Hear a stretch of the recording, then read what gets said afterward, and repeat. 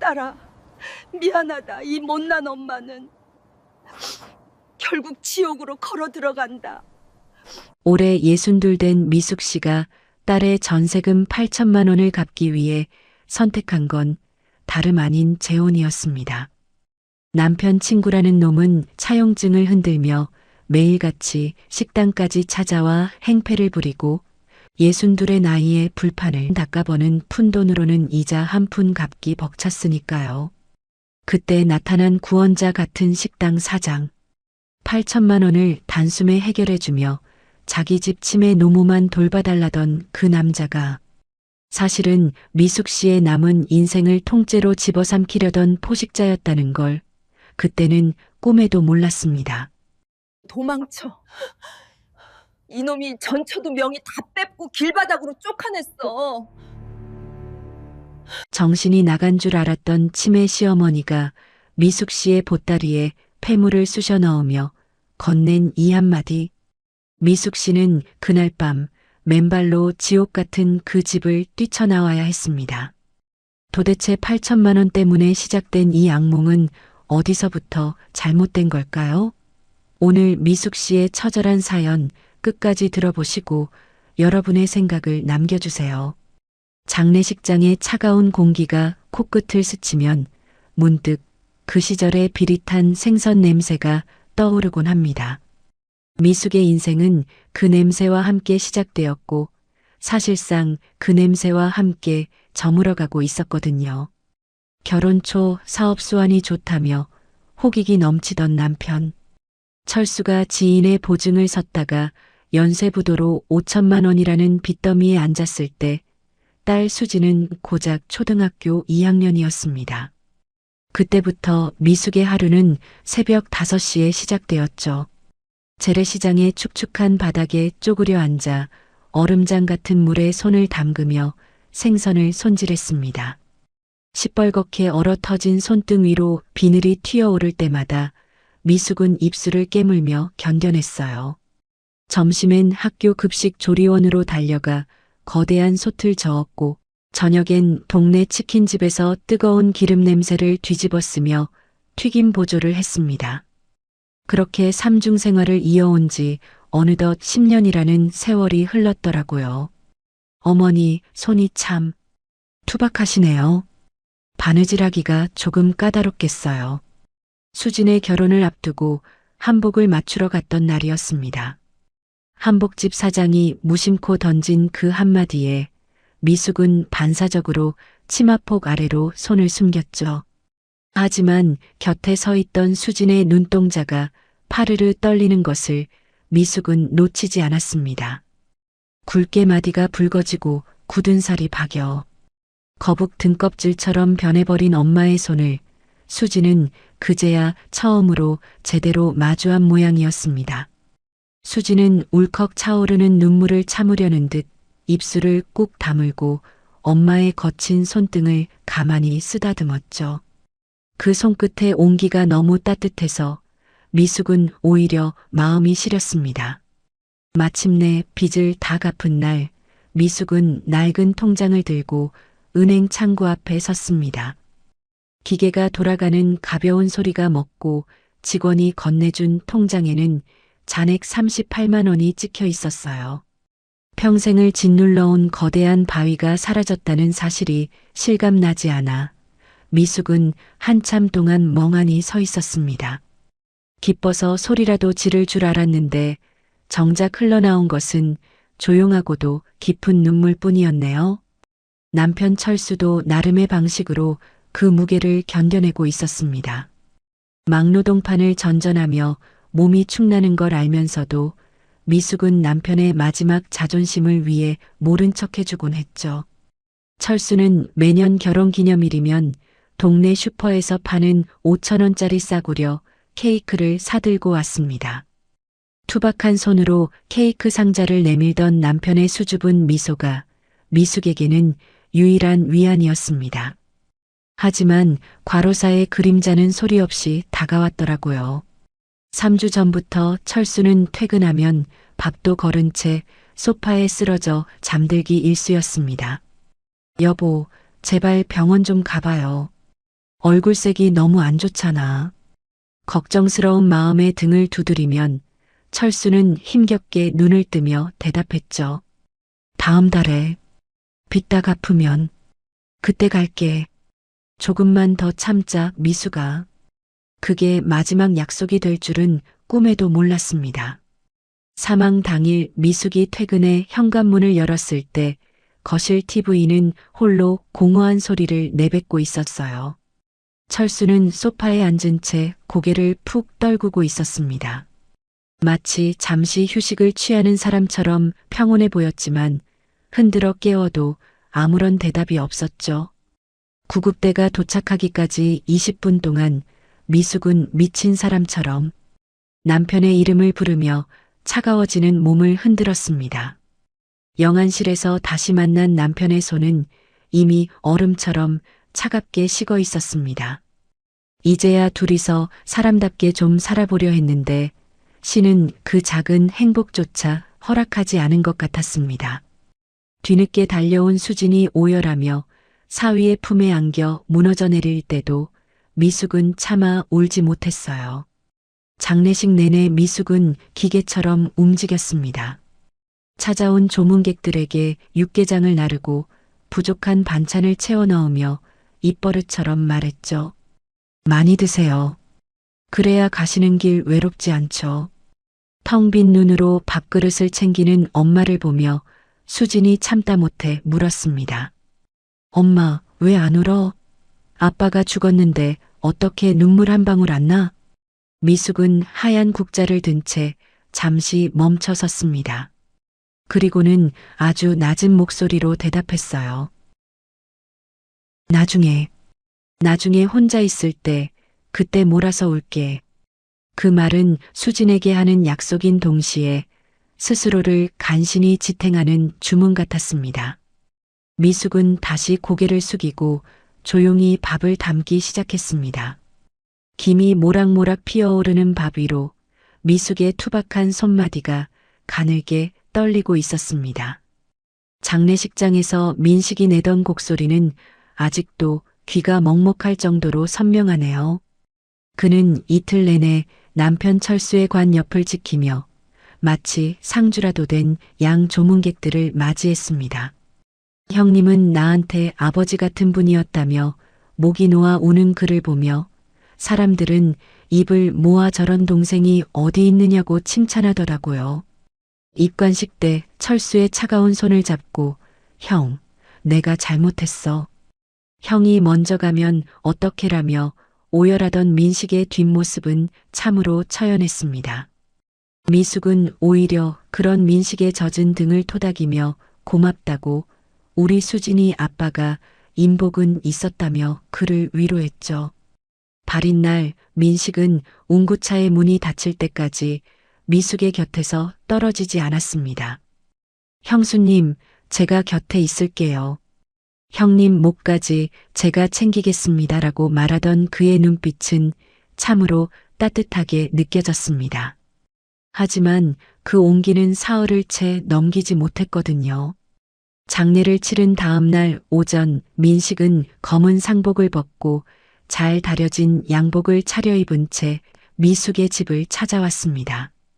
미숙은 당연히 장례 뒷정리를 도와주러 온 줄 알고 퉁퉁 부은 눈으로 그를 반갑게 맞이했죠. 형수님, 드릴 말씀이 있어서 왔습니다.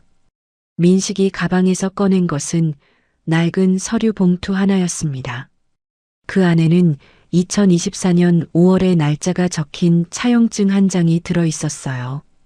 철수에 잡힐 서명과 붉은 인감도장이 선명하게 찍힌 그 종이에는 딸 수진의 전세 자금 보조 명목으로 8천만 원을 차용한다는 기막힌 내용이 적혀 있었습니다. 미숙은 눈앞이 흐릿해지는 것을 느끼며 종이를 쥔 손끝을 바르르 떨었습니다. 민식 씨, 이게 무슨 소리예요? 우리 딸 전세금은 우리 둘이 10년 넘게 모은 돈으로 한 건데 철수 씨가 돈을 빌리다니요. 미숙의 목소리가 힘없이 갈라졌지만 민식의 태도는 하루 만에 완전히 달라져 있었습니다. 어제까지 눈물을 닦던 그 수건으로 비수를 닦아온 듯 그의 눈빛은 서늘하기 짝이 없었거든요. 형수님이 모르셨던 거죠. 형님이 형수님한테 말 못하고 저한테 부탁하신 거 아닙니까? 여기 도장 보세요. 형님 거 맞잖아요. 민식은 볼펜 한 자루를 미숙의 앞에 툭 내밀었습니다. 확인서에 사인하라는 그의 요구는 차가운 명령처럼 들렸습니다. 법적으로 배우자가 상속 의무를 지는 것을 아느냐며 따져 묻는 민식의 입술이 비릿하게 실룩거렸죠. 미숙은 남편을 믿고 싶었지만 머릿속에서는 불길한 기억들이 조각처럼 짜 맞춰지기 시작했습니다. 수진의 전세금을 마련하던 시기에 철수가 며칠씩 자리를 비웠던 일, 통장에서 야금야금 사라지던 정체 모를 금액들이 비수가 되어 미숙의 가슴을 찔렀습니다. 민식이 돌아간 뒤에도 미숙은 한참 동안 현관 바닥에 주저앉아 있었습니다. 딸 수진에게 전화를 걸어 확인하고 싶었지만 이제 막 가정을 꾸린 딸에게 짐을 지울 수는 없었죠. 수진이는 몰라도 된다. 엄마가 어떻게든 해결할게. 미숙은 떨리는 손으로 전화기를 내려놓았습니다. 다음 날 1시 미숙은 동네 법률 무료 상담소를 찾아갔습니다. 창백한 얼굴로 변호사 앞에 앉아 상황을 설명했지만 돌아온 대답은 절망적이었어요. 자필 서명에 인감까지 찍혀 있다면 채무를 부인하기 매우 어렵다는 말뿐이었습니다. 상담소를 나오는 미숙의 다리에는 힘이 하나도 없었습니다. 돌아오는 버스 안에서 미숙은 창밖으로 흘러가는 풍경을 멍하니 바라보았습니다. 차창에 비친 자신의 얼굴이 마치 남의 것처럼 낯설게 느껴지더라고요. 남편을 잃은 슬픔이 가시기도 전에 찾아온 배신감은 평생 생선을 손질하며 굳어진 미숙의 단단한 마음조차 무참히 무너뜨리고 있었습니다. 버스가 덜컹거릴 때마다 미숙의 고개도 힘없이 흔들렸습니다. 아무 표정 없이 앉아있는 그녀의 눈동자에는 오직 짙은 그림자만이 가득했습니다. 현관문이 열리고 수진이 들어오면 좁은 거실에는 순식간에 달큰한 멸치볶음 냄새와 알싸한 파김치 향이 가득 찼습니다. 어느덧 결혼 2년차가 된 수진은 이제 만삭의 몸이 되어 뒤뚱거리는 걸음으로 미숙을 향해 다가왔죠. 중소기업 대리로 성실히 일하는 사위 정호를 만나 단란한 가정을 꾸린 딸은 출산을 8개월 앞두고 잠시 직장을 쉬며 친정엄마의 안부를 살피러 온 참이었습니다. 엄마, 또 대충 때웠지? 냉장고 꼴이 이게 뭐야? 수지는 미숙의 만류에도 불구하고 냉장고 문을 열어젖혔습니다.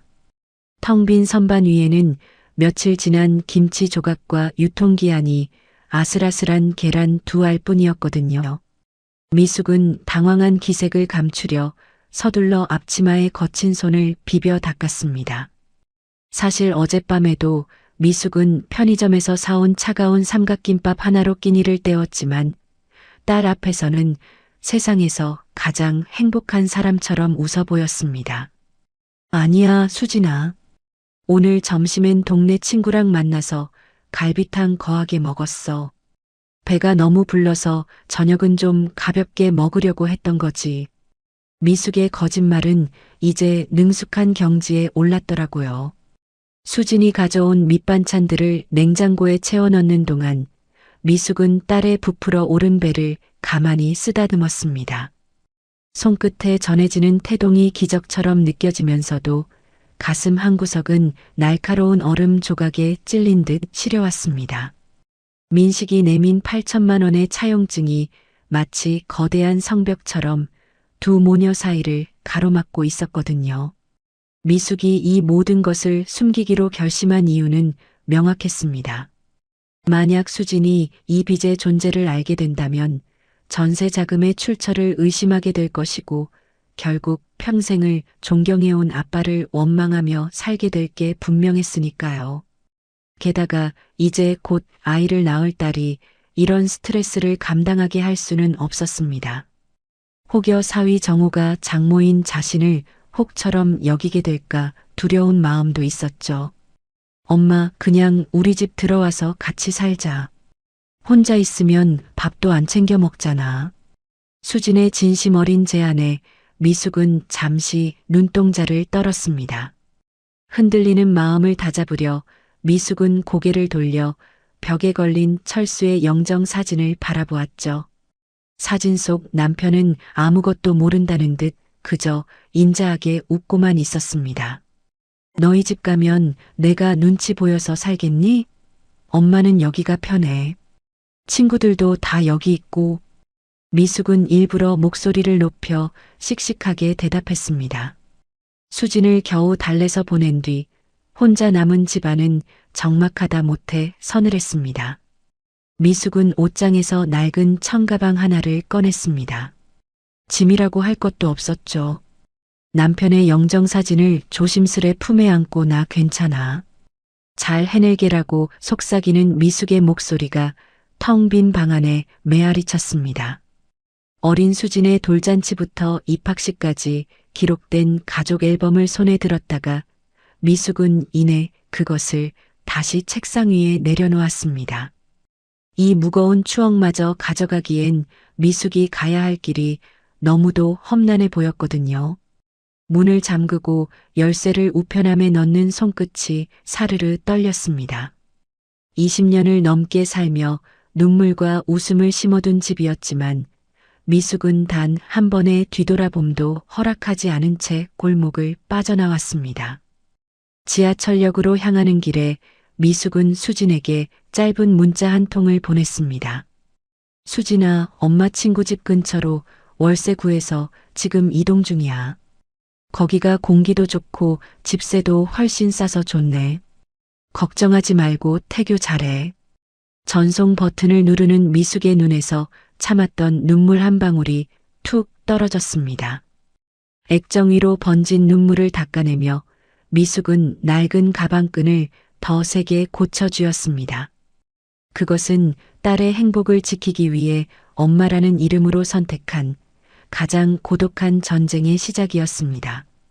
주방 입구에 들어서면 가장 먼저 숨을 턱 막히게 하는 건 자욱한 수증기와 비릿한 고기 냄새였어요. 한정식집 예가의 문을 열고 들어섰을 때 사장 오상철은 미숙의 굽은 등과 거친 손마디를 한참이나 무겁게 응시하더라고요. 60대 초반의 과묵한 인상을 가진 그는 나이를 확인하더니 이내 고개를 가로저었습니다. 이 일 보기보다 고됩니다. 어머니 연세에는 무리가 갈 텐데요. 미숙은 상철의 시선을 피하지 않고 타들어가는 속을 누르며 대답했죠. 사장님, 저 무릎이 나가도 여기서 죽어라 일할 자신 있습니다. 제발 기회만 주세요.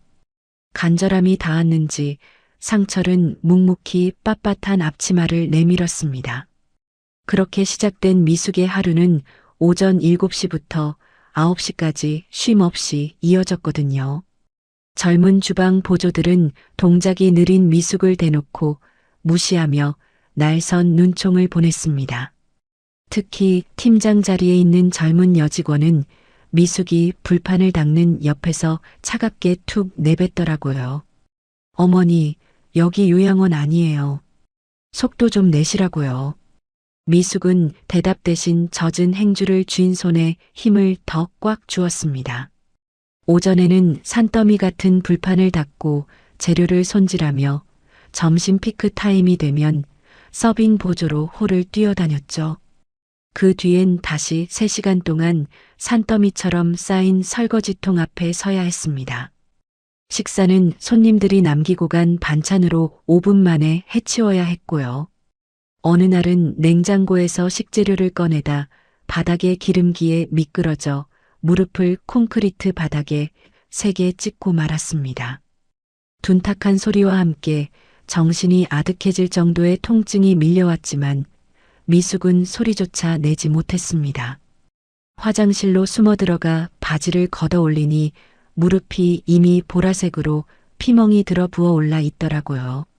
미숙은 주머니에서 파스를 꺼내 겹겹이 붙이며 입술을 깨물었습니다. 퇴근길 가파른 계단을 내려갈 때마다 무릎이 꺾이는 공포를 견디는 건 오로지 미숙의 몫이었죠. 월 35만 원짜리 고시원 방은 창문 하나 없어 낮과 밤을 구분할 수 없었습니다.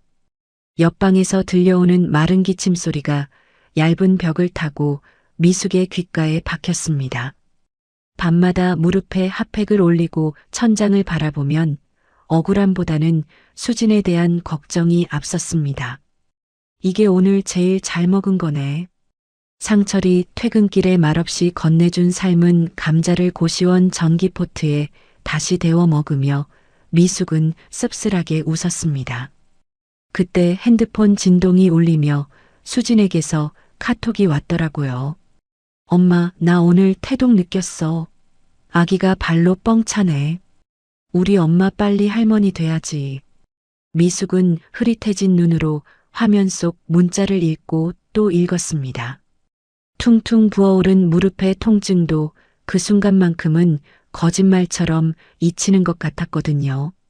하지만 그 바로 아래 매달 날아오는 채무 독촉 문자가 미숙의 시야를 다시 가로막았습니다. 미숙은 떨리는 손가락으로 핸드폰을 가슴에 품으며 다짐하고 또 다짐했습니다. 딸한테만 안 가면 된다. 내 새끼한테만 이 집 안 지우면 돼. 어둠뿐인 고시원 방에서 미숙은 신음한 자락조차 밖으로 새나가지 않게 이불을 머리 끝까지 뒤집어 썼습니다. 그것은 지옥 같은 불판 위에서 버틸 수 있게 하는 유일한 주문이자 미숙이 세상에 대항하는 마지막 방식이었습니다. 식당 주방의 소음은 때때로 비명처럼 들리곤 했습니다. 거대한 환풍기가 돌아가는 육중한 기계음 사이로 미숙의 앞치마 주머니 속 핸드폰이 진동을 울려대기 시작했죠. 액정 위로 떠오른 이름은 민식이었습니다. 미숙은 젖은 손을 바지에 대충 닦으며 구석진 자재 창고로 숨어들었습니다. 형수님, 이자라도 좀 보내주셔야 하지 않겠어요? 저도 마냥 기다려드릴 수는 없거든요.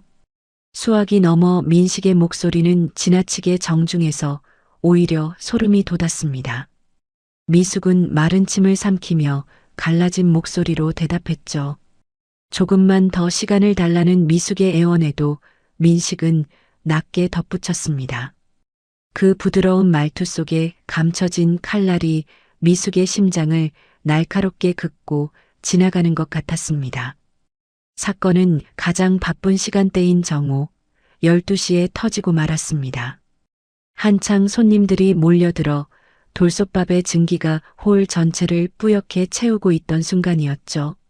식당 문이 거칠게 열리며 정장 차림의 사내 둘이 들어왔습니다. 그들은 자리를 안내하려는 서빙 직원을 밀쳐내고 식당 한가운데서 큰 소리로 미숙의 이름을 내뱉더라고요. 박미숙 씨 계십니까? 박미숙 씨. 수저 부딪히는 소리로 가득했던 식당 안이 찬물을 끼얹은 듯 고요해졌습니다. 주방 입구에서 쟁반을 들고 서 있던 미숙의 눈동자가 갈 곳을 잃고 거칠게 흔들렸습니다. 미숙은 본능적으로 주방 안쪽으로 몸을 피하려 했지만 사내들의 동작은 짐승처럼 빨랐거든요. 사내 중 하나가 미숙의 앞치마 끈을 억세게 잡아채며 그녀를 홀 한가운데로 끌어냈습니다. 아니, 나중에 얘기해요. 제발이요. 미숙은 바닥에 주저앉다시피 하며 빌었지만 추심호는 미숙의 머리채를 잡듯 앞치마를 높이 들어 올렸습니다. 손님들의 시선이 미숙의 굽은 등과 겁에 질린 얼굴에 꽂혔습니다. 누군가는 젓가락을 내려놓으며 혀를 찾고 누군가는 눈살을 찌푸리며 자리를 피하더라고요. 그때 추심원이 미숙의 귀에 대고 차갑게 속삭였습니다. 거기 임신한 새댁 살죠? 장안동 아파트. 우리가 거기까지 가야겠습니까? 우리 일 못 막아요, 어머니. 수진의 주소와 임신 사실이 그의 입에서 흘러나오는 순간 미숙의 숨이 멎는 것 같았습니다. 온몸의 피가 발끝으로 빠져나가는 기분이었죠. 미숙은 부르르 떨리는 손으로 사내의 바짓가랑이를 붙잡았습니다. 수진이만큼은 안 된다는 처절한 비명이 목구멍까지 차올랐지만 정작 밖으로 나온 것은 꺽꺽거리는 신음뿐이었습니다.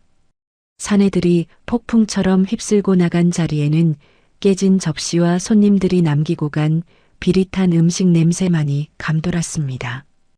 팀장 여직원은 미숙을 향해 침을 뱉듯 쏘아붙였죠. 어머니, 정말 너무하시네. 이게 무슨 망신이에요? 여기 요양원 아니라니까요. 미숙은 주방 구석 차가운 타일 바닥에 쪼그리고 앉아 앞치마로 얼굴을 가렸습니다. 어깨를 들썩이며 우는 미숙의 곁으로 아무도 다가오지 않았습니다. 동료들의 수군거림과 경멸 섞인 시선이 화살처럼 날아와 박혔거든요. 그때였습니다. 카운터 뒤에서 이 모든 상황을 묵묵히 지켜보던 상철이 천천히 미숙에게 다가왔습니다. 그는 아무 말 없이 바닥에 떨어진 미숙의 행주를 집어들었습니다. 상철의 얼굴에는 분노도 동정도 아닌 묘한 무게감이 서려 있었습니다.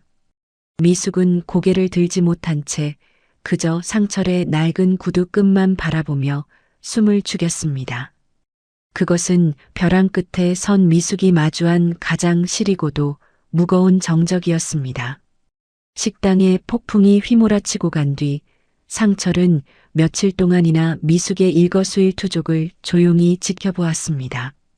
미숙은 그 시선이 무엇을 의미하는지 알지 못한 채 그저 부서진 자존심을 주워 담으며 죽어라 불판만 닦았거든요. 점심 장사가 끝난 오후 2시 무렵 상철은 주방 구석에서 행주를 짜던 미숙을 조용히 사무실로 불렀습니다. 사무실 안은 짙은 커피 향과 함께 오후의 나른한 햇살이 비스듬히 깔려 있었습니다. 상철은 책상 위에 놓인 서류 뭉치를 툭툭 치며 무거운 침묵을 깼죠. 박 씨 사정 대충 알아요. 그 8천만 원 내가 당장 정리해 줄 수 있습니다. 미숙은 어안이 벙벙한 표정으로 상철을 바라보았습니다. 세상에 대가 없는 호의란 없다는 것을 뼈저리게 겪어온 그녀였기에 고마움보다는 본능적인 의구심이 먼저 고개를 들더라고요. 왜 생판 남인 자신에게 그런 큰 돈을 내어주느냐는 미숙의 물음에 상철은 돋보기를 벗으며 창밖을 응시했습니다. 우리 어머니, 치매가 심합니다. 요양원이라면 아주 진저리를 치세요. 같이 살면서 어머니 곁을 지켜줄 사람이 필요해요. 월급은 지금보다 넉넉히 얹어줄 테니 내 제안 한번 생각해봐요. 미숙의 머릿속은 복잡하게 뒤엉키기 시작했습니다. 이 남자가 왜 이런 파격적인 제안을 하는지 의심스러우면서도 당장 내일이라도 수진의 집을 찾아가 행패를 부릴 민식의 얼굴이 떠올라 조급함이 밀려왔거든요. 수진의 뱃속에 있는 아기, 그리고 행복해 보이는 딸의 가정을 지킬 수 있는 유일한 비상구처럼 느껴졌습니다. 그날 저녁 타이밍 좋게 수진에게서 전화가 걸려왔습니다. 수진은 들뜬 목소리로 다음 달 출산 소식을 전하며 엄마가 꼭 옆에 있어 주어야 한다고 신신당부를 하더라고요. 전화를 끊고 난 미숙의 눈앞엔 고시원의 곰팡이 핀 천장과 식당의 기름진 바닥이 교차했습니다. 결국 미숙은 자신의 인생을 상철에게 맡기기로 결심했죠. 채무가 정리되던 날의 풍경은 기이할 정도로 담담했습니다. 상철의 사무실에서 민식과 마주한 순간 미숙의 심장은 터질 듯이 뛰었거든요. 상철이 민식의 계좌로 8천만 원을 이체하는 화면을 보여주자 민식은 비굴한 미소를 지으며 확인했다는 문자를 보냈습니다. 그 순간 미숙은 온몸의 뼈마디에서 힘이 탁 풀리며 의자에 주저앉고 말았습니다.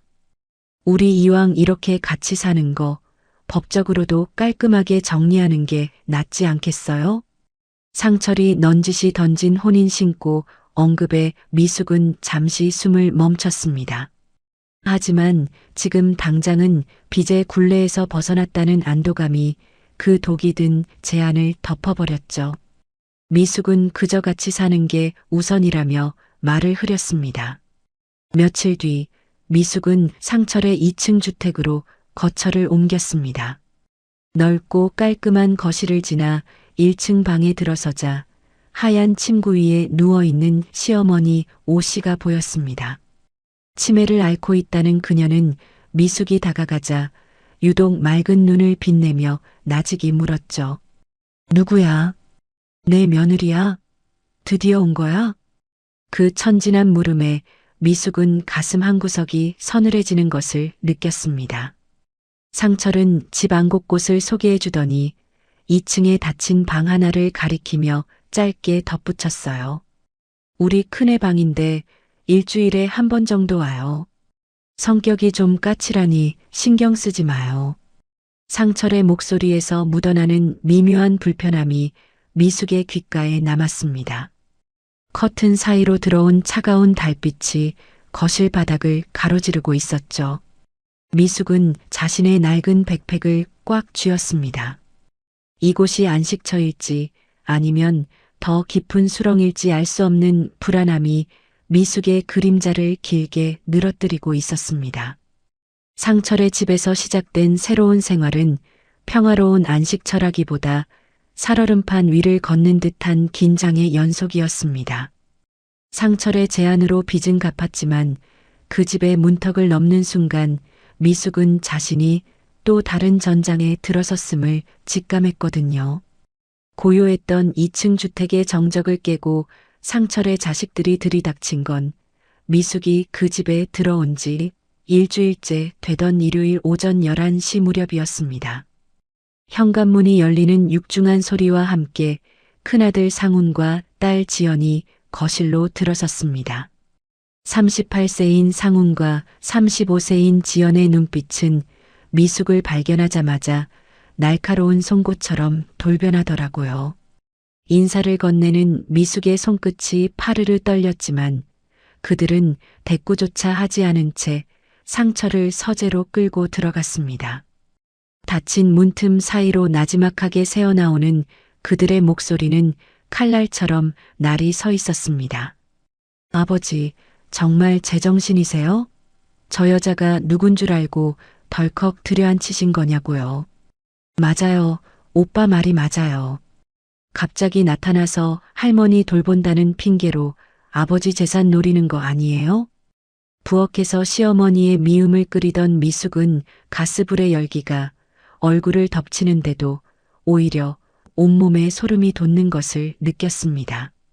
냄비 속에서 보글거리며 끓어오르는 미움 소리보다 거실 너머에서 들려오는 재산이니 꽃뱀이니 하는 단어들이 미숙의 고막을 더 아프게 찔러댔거든요.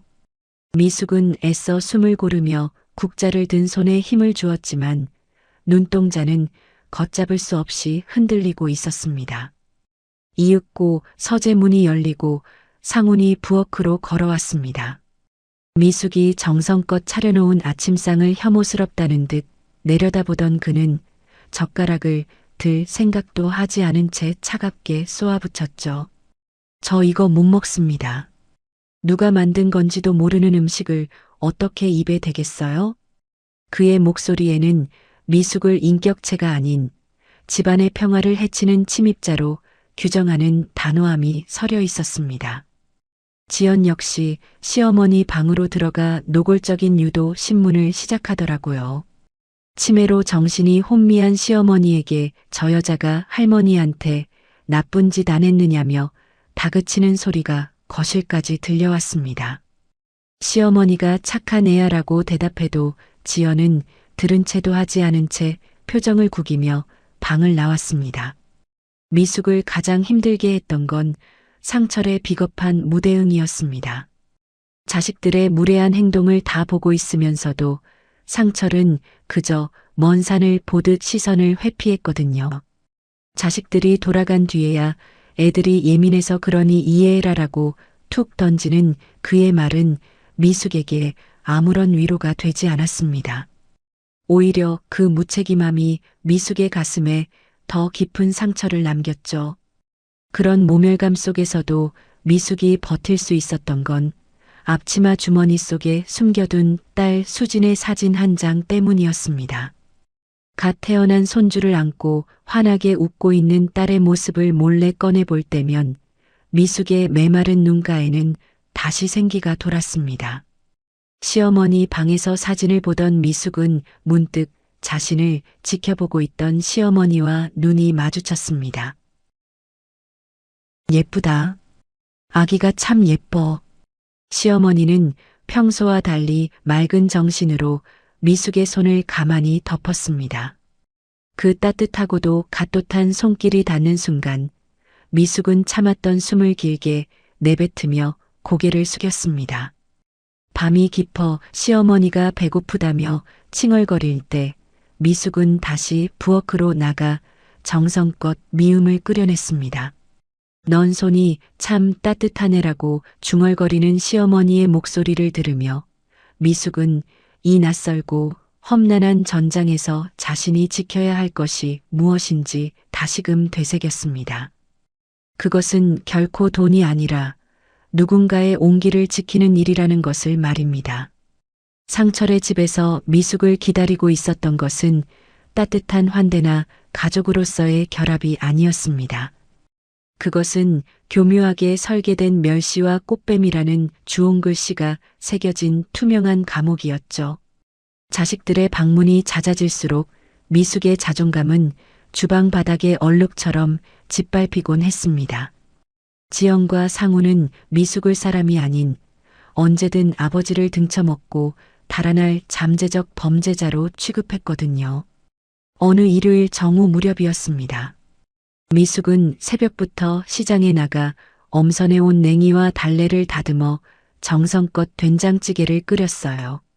뚝배기에서 보글보글 피어오르는 구수한 냄새가 거실까지 퍼져나갈 때쯤 외출해서 돌아온 지연이 부엌으로 들어왔습니다. 그녀는 코를 찡긋거리며 미숙이 정성껏 차려놓은 식탁을 훑어보더라고요. 그리고는 아무런 망설임 없이 뚝배기를 들어 올려 음식물 쓰레기통에 들이부었습니다. 아니, 아가씨, 지금 뭐 하시는 거예요? 미숙의 목소리가 경악으로 떨렸지만 지연은 오만한 눈빛으로 미숙을 쏘아보며 대답했죠. 냄새 이상해요. 할머니 드실 건데 이런 조미료 범벅인 걸 어떻게 내나요? 앞으론 할머니 음식에 손대지 마세요. 철렁거리는 쓰레기통 뚜껑 소리와 함께 미숙의 마음도 무너져 내렸습니다. 2시간 동안이나 약불에서 정성을 다한 음식이 오물과 섞이는 장면을 보며 미숙은 젖은 행주를 쥔 손마디를 하얗게 불태웠습니다. 눈동자가 억울함으로 뜨겁게 달아올랐지만 지연은 보란듯이 방으로 들어가 버리더라고요. 식사 시간은 더 참혹한 고문이었습니다. 상우는 식탁에 앉으며 상철에게 아주 당연하다는 듯이 요구했어요. 아버지, 우리 먹을 때 저 사람 같이 앉히지 마세요. 소화 안 돼서 밥 못 먹겠으니까요. 상철은 잠시 머뭇거리는 듯 하더니 결국 미숙의 시선을 피하며 나지막이 말했습니다. 미안해, 미숙 씨. 애들이 예민해서 그러니 오늘은 부엌에서 따로 좀 먹어줘요. 그 말은 미숙의 가슴에 비수처럼 박혔습니다.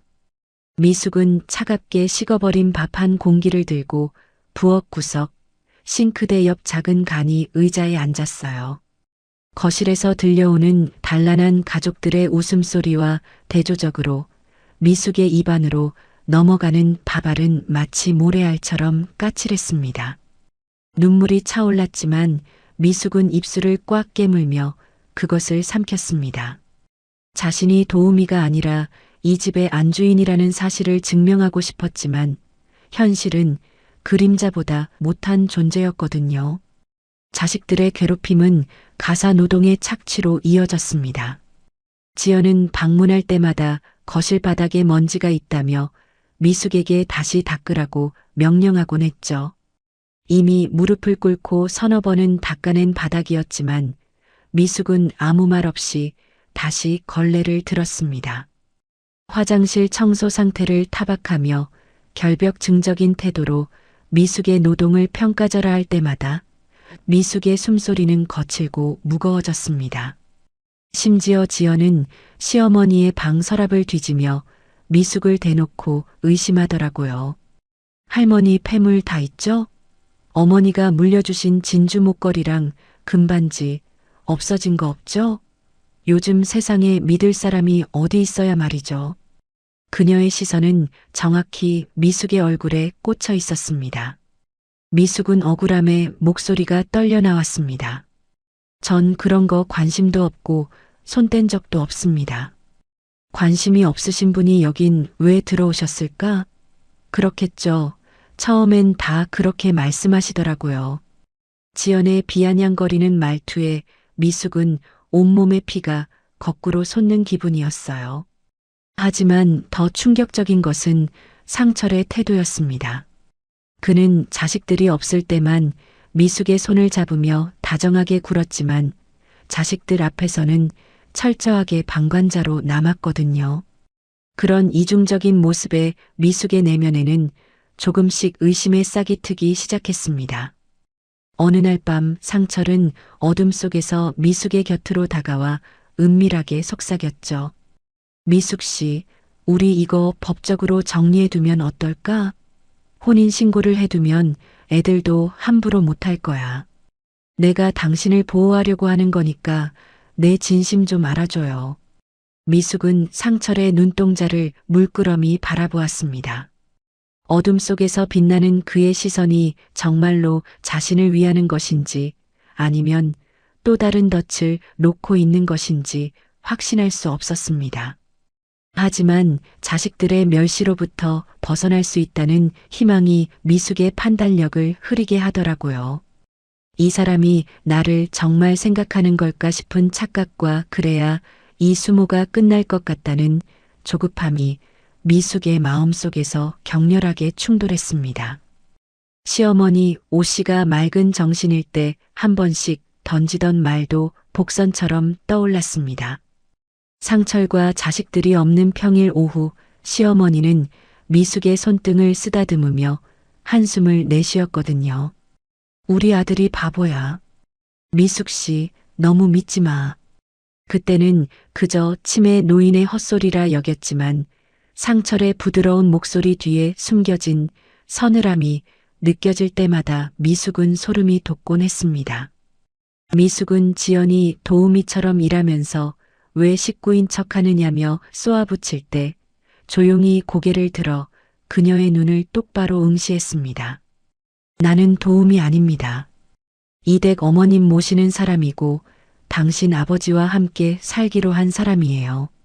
지연은 코웃음을 치며 방으로 들어갔지만 미숙은 그 한마디를 내뱉음으로써 자신의 마지막 자존심을 지켜내려 애썼습니다. 손끝이 떨리고 심장이 터질 듯이 뛰었지만 미숙은 결코 고개를 숙이지 않았습니다.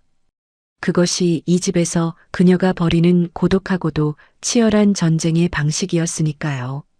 시어머니의 상태는 계절이 바뀌듯 수시로 변하곤 했습니다. 평일 낮의 정적 속에서 시어머니는 때때로 미숙을 우리 착한 며느리라 부르며 손을 잡다가도 갑자기 눈동자가 가늘게 떨리며 당신 누구야? 내 집에서 당장 나가. 라고 소리를 지르곤 했거든요. 그럴 때마다 미숙은 당황하지 않고 조용히 미지근한 물을 떠다 바쳤습니다. 어머님, 저 미숙이에요. 이제 밥 먹을 시간이니까 이거 한 입만 드셔보세요. 미숙의 목소리는 낮고 일정했습니다. 발작하듯 소리를 지르던 시어머니도 그 차분한 어조에 조금씩 숨을 고르며 안정을 찾더라고요. 대소변 수발은 생각보다 더 고된 일이었습니다.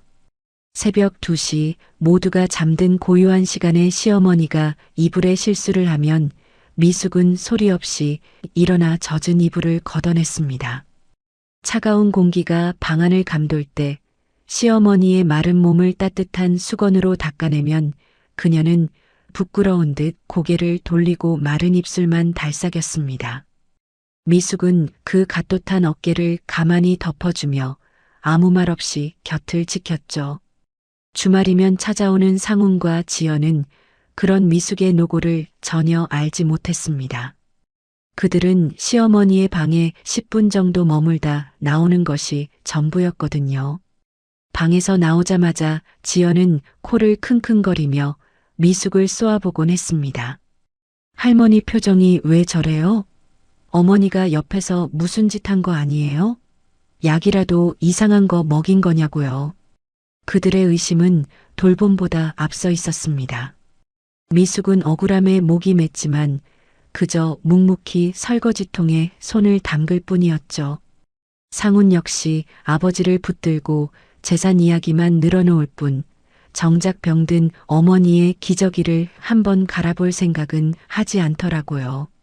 자식들의 그런 냉담함은 미숙에게 가시 돋친 상처를 남겼습니다. 그러던 어느 늦가을 오후였습니다. 서쪽에서 들어오는 긴 햇살이 시어머니의 방을 노랗게 물들이고 있었죠. 미숙이 시어머니의 발톱을 깎아주고 있을 때 갑자기 시어머니의 눈빛이 유독 또렷하게 변하더니 미숙의 얼굴을 한참이나 바라보았습니다. 당신, 미숙 씨지? 우리 상철이랑 사는 그 사람. 그 맑은 목소리에 미숙은 가위질을 멈추고 고개를 들었습니다. 치매의 안개가 잠시 거친 아주 귀한 순간이었거든요. 시어머니는 힘겹게 몸을 일으켜 미숙의 두 손을 꼭 잡았습니다. 내가 다 알아. 지연이가 와서 하는 짓, 상훈이가 하는 짓. 그놈들 어릴 때부터 제 것만 챙기던 놈들이었어. 부모 아픈 건 관심도 없고 오로지 이 집이 누구 명의로 넘어갈지만 계산하는 놈들이야. 미숙은 아무 대꾸도 할 수 없었습니다. 그저 시어머니의 떨리는 손등 위로 자신의 거친 손을 겹쳤을 뿐이었죠. 시어머니는 미숙의 손바닥에 박힌 굳은 살과 굵어진 손마디를 하나하나 만져보며 결국 눈물을 터뜨리고 말았습니다. 손이 왜 이렇게 됐어? 평생을 얼마나 고생했으면 손이 이 모양이야. 불쌍해서 어떡해. 미숙은 당황하며 손을 빼려 했습니다. 괜찮아요, 어머님. 일하다 보면 원래 이렇게 돼요. 저 정말 괜찮습니다. 하지만 시어머니는 고개를 가로저으며 미숙의 손을 놓아주지 않았습니다. 괜찮은 게 아니잖아. 사람이 어떻게 이렇게까지. 내 자식들이 사람이 아니야. 미숙 씨, 미안해. 정말 미안해. 시어머니의 입에서 나온 그 진심 어린 사과는 미숙의 가슴속 깊이 묻어두었던 댐을 무너뜨렸습니다. 20년 만에 처음이었습니다. 생선을 손질하고 기름통 앞에 서고 불판을 닦으며 투박해진 자신의 손을 누군가가 불쌍하다고 고생했다고 말해준 것은요. 미숙은 참으려 했지만 걷잡을 수 없이 터져나오는 울음을 막지 못했습니다. 두 여자는 해질녘의 노란 방 안에서 서로의 손을 맞잡은 채 한참을 소리 죽여 울었습니다.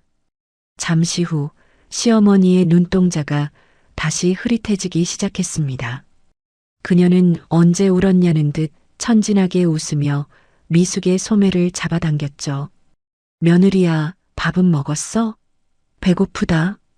미숙은 서둘러 소매로 눈물을 훔치며 환하게 웃어 보였습니다. 네, 어머님. 이제 맛있는 거 해드릴게요. 그날 이후 미숙은 알게 되었습니다. 이 집에서 자신을 온전히 이해해주는 사람은 역설적이게도 정신을 놓아버린 시어머니뿐이라는 사실을요.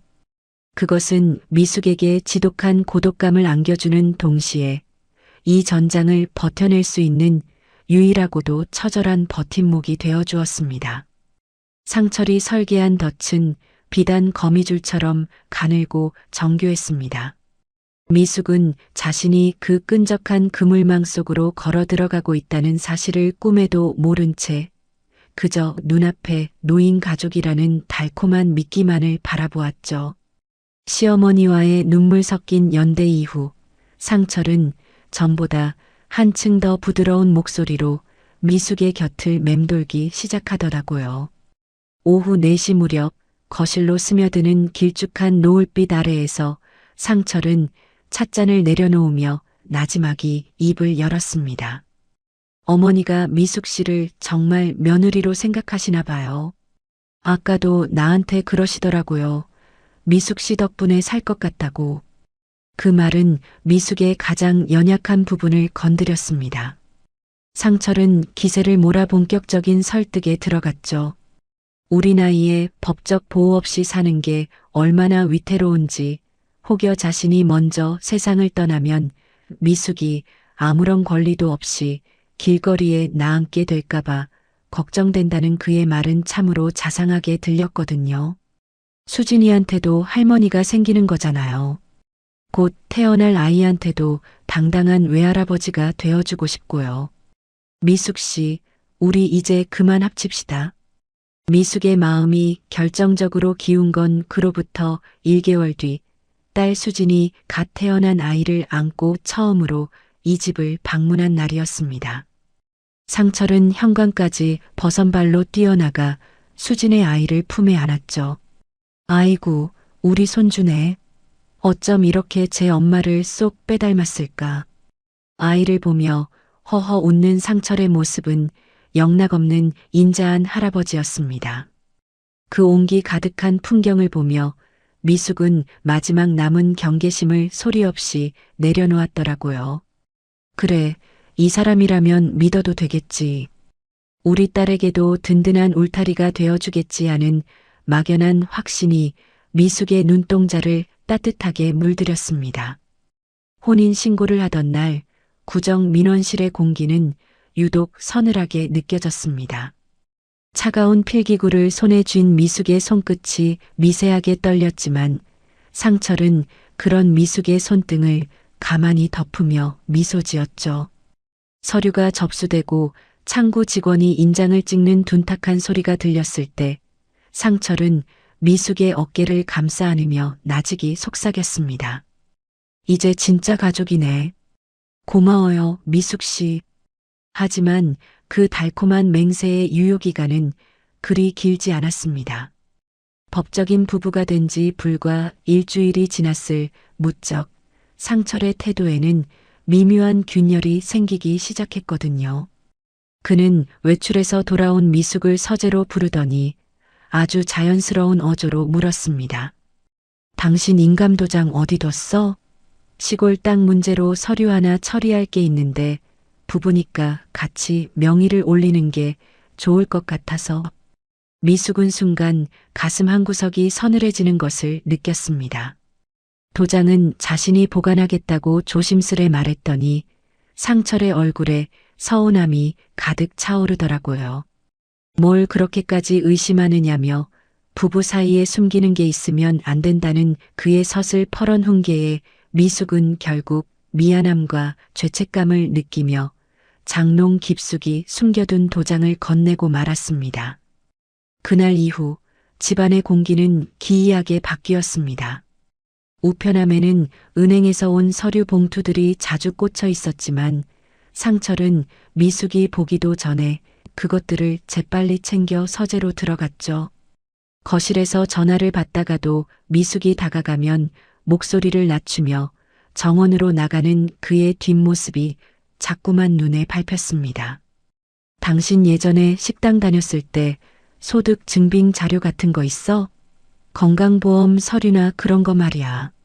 세무 처리할 때 필요해서 그래. 저녁 식사 자리에서 상철이 무심코 던진 질문은 미숙의 심장 박동을 빠르게 만들었습니다. 미숙은 그저 가게의 보탬이 되려나 보다 생각하며 그가 시키는 대로 모든 서류를 떼다 주었죠. 부부끼리 의심하는 게 더 이상한 거지라며 스스로를 다독였지만 밤마다 천장을 바라보는 미숙의 눈동자에는 불안의 그림자가 짙게 깔려 있었습니다. 상철이 서재 책상 앞에 앉아 서류를 넘기는 바스락거리는 소리가 새벽까지 이어지던 어느 밤이었습니다. 미숙은 문틈으로 새어나오는 날카로운 불빛을 바라보며 마른 침을 삼켰습니다. 자신이 들어온 이 따뜻한 집이 사실은 서서히 조여오는 거대한 올가미일지도 모른다는 불길한 예감이 차가운 뱀의 혀처럼 미숙의 목덜미를 핥고 지나갔습니다. 상철이 출장을 떠난 그날 집안의 공기는 유독 무겁고 가라앉아 있었습니다. 정적이 가득한 거실에서 시어머니 오씨를 돌보던 미숙은 창밖을 멍하니 바라보던 시어머니의 나직한 목소리에 고개를 돌렸죠. 미숙 씨, 서재 창문 좀 열어줘. 저 방에서 곰팡이 냄새가 진동을 하네. 상철이 평소에 절대 근처도 못 오게 하던 금단의 구역, 서재였습니다. 미숙은 잠시 망설였지만 답답해하는 시어머니의 성화에 못 이겨 조심스레 서재 문을 열었습니다. 문을 열자마자 코끝을 찌르는 건 묵은 종이 냄새와 서늘한 냉기였습니다. 미숙은 서둘러 창문을 열려다 책상 위에 어지럽게 널브러진 서류철 사이로 삐져나온 낯익은 봉투 하나를 발견했습니다. 무심코 그 봉투를 집어든 미숙의 눈동자가 순식간에 커졌습니다. 봉투 겉면에는 미숙이 며칠 전 상철에게 떼어주었던 소득 증빙 자료와 건강보험 서류들이 들어 있었죠. 이상한 기분에 휩싸인 미숙은 떨리는 손으로 그 아래 놓인 두툼한 서류철을 펼쳤습니다. 그리고 그곳에서 미숙은 자신의 인생을 송두리째 무너뜨릴 숫자를 마주하고 말았거든요. 차주 박미숙 대출 금액 2억 3천만 원 용도 사업 운전자금. 처음엔 내 이름과 같은 다른 사람인 줄 알았습니다. 하지만 서류 하단에 선명하게 찍힌 것은 며칠 전 상철에게 건넸던 바로 그 인감도장이었습니다. 미숙은 숨이 막히는 것을 느끼며 책상 모서리를 꽉 붙잡았죠. 손끝이 하얗게 질리고 등줄기에는 식은땀이 비 오듯 흘러내렸습니다. 서랍을 열자 비슷한 종류의 서류들이 줄줄이 쏟아져 나오더라고요. 다른 금융기관 명의로 된 대출 신청서와 연대보증 서류들. 모두 미숙의 이름으로 된 족쇄들이었습니다. 이게 다 뭐야? 내가 언제 이런 돈을... 미숙의 입술이 경련하듯 떨렸습니다.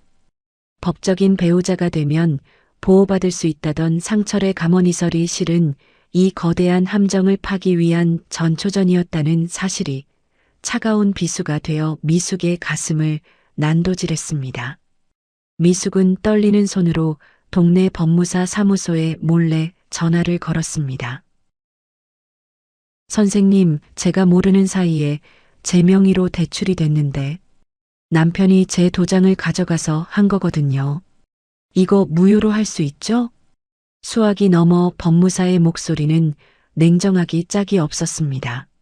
명의자 본인의 인감과 서류가 완벽하게 갖춰진 데다 법적 배우자라면 일상가사대리권이나 연대채무로 묶일 가능성이 큽니다. 서명 없이 진행됐다면 다툴 여지는 있지만 입증하기까지 시간이 아주 오래 걸릴 겁니다. 전화를 끄는 미숙의 눈앞이 캄캄해졌습니다. 창밖으로 들어오는 오후의 햇살이 그렇게 잔인해 보일 수가 없더라고요. 저녁이 되어 상철이 출장에서 돌아왔을 때 미숙은 아무것도 모르는 척 주방에서 밥을 차렸습니다.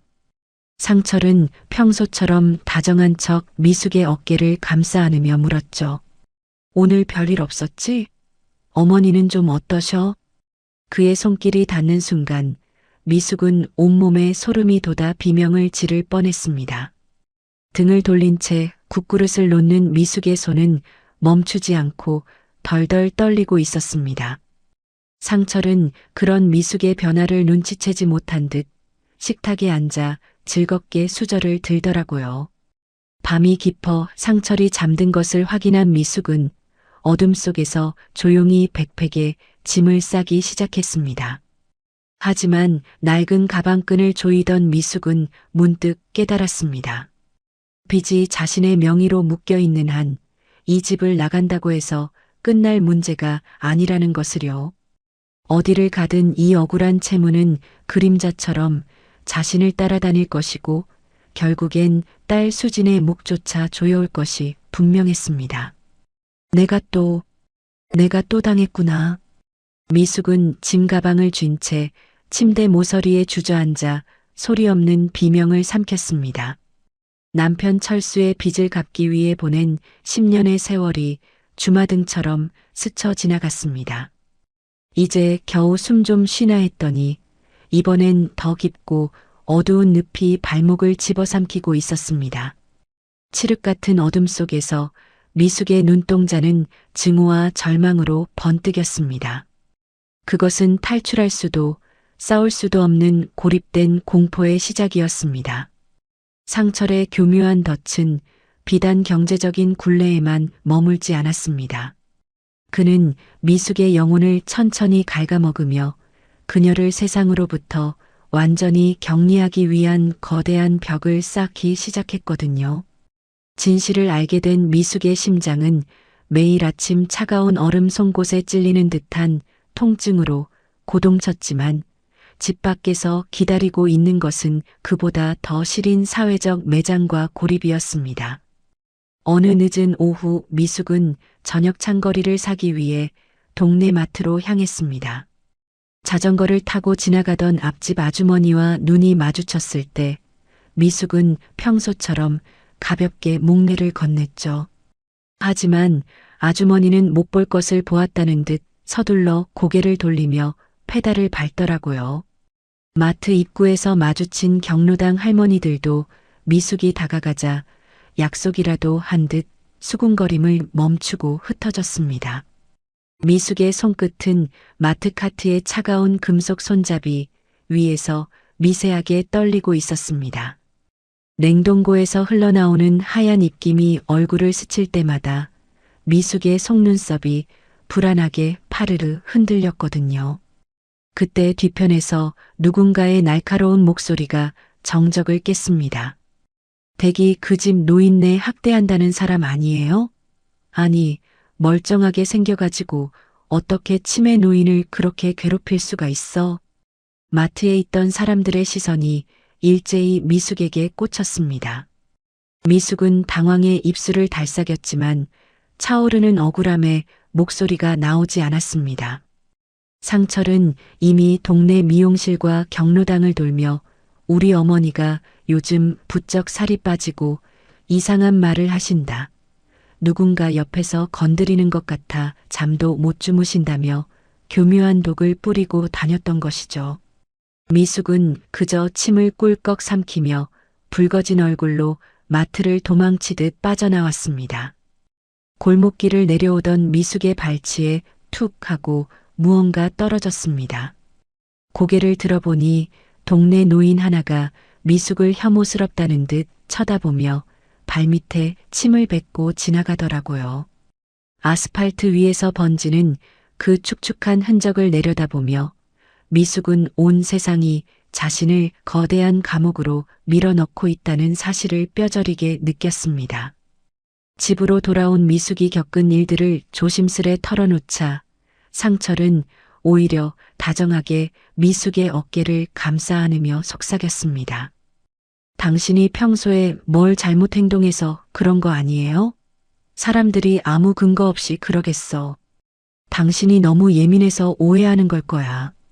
그의 목소리는 부드러운 듯 했지만 눈동자에는 서늘한 비웃음이 서려 있었습니다. 미숙은 상철의 품 안에서 몸을 굳힌 채 그가 내뿜는 가식적인 온기를 견뎌냈습니다. 밤이 깊어 2층 침대에 누웠을 때 핸드폰 진동이 울리며 수진에게서 전화가 왔죠. 엄마, 동네에 이상한 소문이 돌던데 진짜 괜찮은 거야? 엄마 목소리가 왜 그래? 수진의 떨리는 목소리를 듣는 순간 미숙은 혀끝을 깨물며 눈물을 참았습니다. 여기서 무너지면 딸의 평화마저 깨질 것 같았거든요. 미숙은 갈라지는 목소리를 다잡으며 애써 밝게 대답했습니다. 아무것도 아니야, 수진아. 동네 사람들 오해니까 엄마가 잘 풀게. 너는 태교만 신경 써. 전화를 끊고 난 미숙은 거칠게 숨을 몰아쉬었습니다. 이제는 집 밖으로 나가는 것조차 공포가 되어버렸죠. 식재료가 떨어져 가도 마트에 갈 엄두를 내지 못했고 시어머니의 방만이 유일한 안식처가 되는 기이한 고립이 이어졌습니다. 그러던 어느 날 상철은 미숙의 핸드폰을 가져가며 인자하게 웃었습니다. 당신 요금제가 너무 비싸더라고. 내가 아는 지인 통해서 더 좋은 걸로 바꿔줄게. 새 유심으로 갈아 끼우면 통화 품질도 훨씬 좋아질 거야. 다음 날 돌려받은 핸드폰 속에는 수진과 몇몇 지인들의 연락처가 감쪽같이 사라져 있었습니다. 미숙이 당황해 묻자 상철은 유심을 교체하다가 오류가 난 것 같다며 대수롭지 않게 넘겼죠. 그것은 미숙을 향한 의도적인 고립의 완성이었습니다. 미숙은 텅 빈 연락처 목록을 내려다보며 자신이 이 넓은 집안에서 소리 없이 죽어가도 누구 하나 알아채지 못할 것이라는 소름 끼치는 진실을 마주했습니다. 어둠이 짙게 깔린 거실 한복판에서 미숙은 차가운 핸드폰을 손에 쥔 채 길고 긴 침묵 속으로 침잠에 들어갔습니다. 겨울의 초입 창살을 파고드는 바람이 칼날처럼 날카롭던 시기였습니다. 시어머니 오 씨의 기력은 눈에 띄게 쇠약해졌고 이제는 하루의 대부분을 깊은 잠 속에서 보내곤 했거든요. 미숙은 매일 밤 시어머니의 마른 손을 잡고 곁에서 잠이 들었습니다. 고립된 이 집에서 미숙이 온기를 나눌 수 있는 존재는 역설적이게도 죽음의 문턱에 선 이 노인뿐이었으니까요. 상철이 사업상 출장을 떠나 집을 비운 지 이틀째 되던 새벽 4시였습니다. 유독 고요하던 방 안에 시어머니의 거친 숨소리가 멎더니 미숙의 어깨를 흔드는 가냘픈 손길이 느껴졌죠. 미숙이 눈을 떴을 때 시어머니의 눈동자는 치매의 안개가 완전히 거친 듯 기이할 정도로 또렷하게 빛나고 있었습니다. 미숙 씨, 정신 차리고 내 말 잘 들어. 평소처럼 며느리라고 부르지 않는 그녀의 목소리에 미숙은 직감적으로 마지막 순간이 다가왔음을 느꼈습니다. 시어머니는 요 밑바닥 깊숙한 곳에서 낡은 손수건에 싼 묵직한 물건을 꺼냈어요. 그 안에는 평생을 모아온 듯한 낡은 금반지 2개와 진주 목걸이, 그리고 빛바랜 귀걸이가 들어 있었습니다. 이거 내가 평생 숨겨온 거야. 아무도 몰라. 이제 내 것 해. 내가 가져가야 해. 미숙은 당황하며 손사래를 쳤지만 시어머니는 떨리는 손으로 미숙의 백팩 속에 그것들을 직접 밀어 넣었습니다. 그리고는 차가운 손으로 미숙의 뺨을 감싸며 미숙이 차마 상상하지 못했던 잔혹한 진실을 쏟아내기 시작하더라고요. 우리 상철이, 그놈은 악마야. 전처도 참 착한 사람이었지. 그런데 우리 아들이 그 사람 명의로 집이며 차며 다 넘기게 하고 결국 빈털터리로 쫓아냈어. 그 불쌍한 여자는 병들어서 혼자 죽었다고 들었어. 내가 낳은 아들이지만 내 아들이 정말 나쁜 놈이야.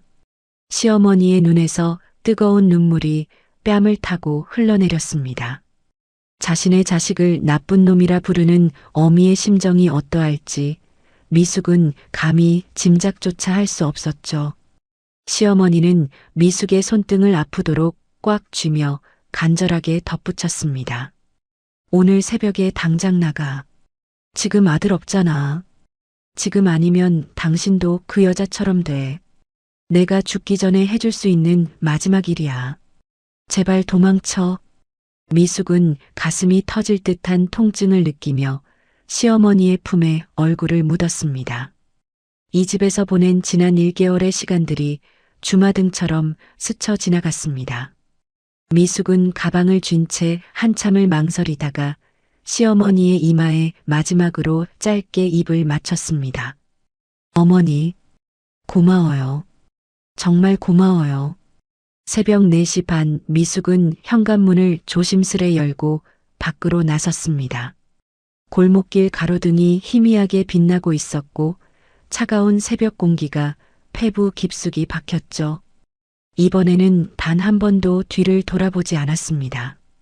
20년 전 그 추웠던 시장통에서 생선을 손질하며 버티던 결기로 미숙은 어둠을 뚫고 묵묵히 걸어 나갔습니다. 지하철역 근처 벤치에 앉아 숨을 고르던 미숙의 핸드폰에 진동이 울렸습니다. 상철이 지워버린 줄 알았던 연락처들 사이에서 수진에게 온 카톡 메시지 하나가 화면을 밝히더라고요. 엄마, 오늘 아기가 처음으로 할머니라고 했어. 들려주고 싶어서 녹음했으니까 빨리 와. 우리 엄마 보고 싶어. 미숙은 액정 위로 떨어지는 눈물을 닦아내며 처음으로 혼자 작게 미소를 지었습니다. 자신의 이름으로 된 거대한 빚과 세상의 오해가 여전히 그녀를 기다리고 있겠지만 미숙은 더 이상 두렵지 않았습니다. 이제 그녀의 손안에는 시어머니가 남겨준 마지막 진실과 딸의 목소리라는 단단한 지팡이가 쥐어져 있었으니까요. 미숙은 다시 배낭을 고쳐매고 해가 떠오르는 동쪽 하늘을 향해 천천히 발걸음을 옮겼습니다. 그것은 허망한 보상이 아닌 스스로 쟁취한 고통스러운 자유의 첫걸음이었습니다. 굽어지고 거칠어진 손마디로 딸의 행복과 자신의 존엄을 지켜낸 미숙 씨. 그녀가 내딛는 그 무겁고도 아름다운 첫걸음을 우리는 온 마음을 다해 응원합니다. 험난한 삶의 무게를 견디고 마침내 스스로 빛나기 시작한 미숙 씨의 모습에서 혹시 여러분의 모습이 겹쳐 보이진 않으셨나요? 홀로서기에 나선 미숙 씨에게 그리고 오늘을 치열하게 살아내는 우리 모두에게 따뜻한 위로와 응원의 한마디를 댓글로 남겨주세요.